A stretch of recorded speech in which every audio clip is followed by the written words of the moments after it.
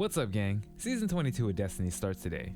And while we have had an absolute truckload of changes announced, and I am recording this before Bungie's final shape hype stream, so I'm sure there's gonna be even more info, I just wanted to take a minute to share the top 3 changes that I'm excited about going into the new season.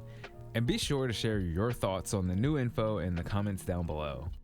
Okay, so the first thing I'm super excited about is that I might finally be able to use Sunshot in harder content again, because hand cannons are getting a 20% damage boost to minor enemies and 75% to majors. I'm pretty sure I read somewhere that there's also going to be a reload speed tuning, but I couldn't seem to find the article with that info. But reload speed or not, this is a massive change. Even though I find hand cannons fun, they just haven't been very good in PvE for a long time.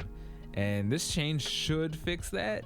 And this is all on top of the bonus damage exotic primaries get, and the fact that Sunshot's explosions scorch targets now. So I'll definitely be adding some more kills to my Sunshot this season. I clearly don't have enough already.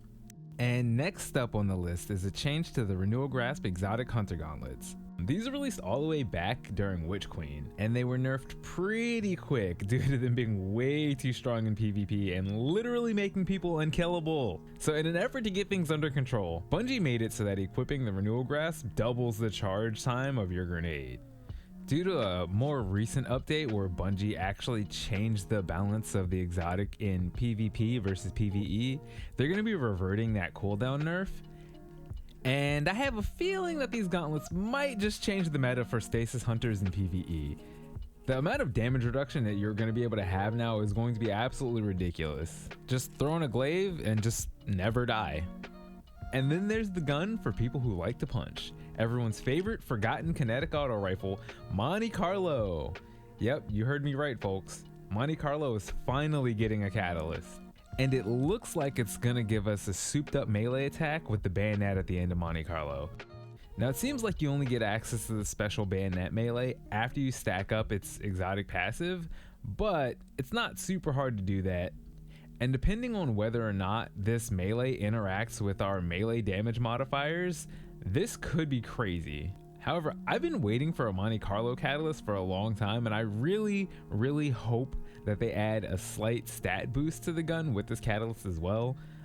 Either personally, I would love to see more range or stability, but even if there is no additional stat boost, which would kind of suck, the build that I have in mind will still work even without the stat boost, so it's fine.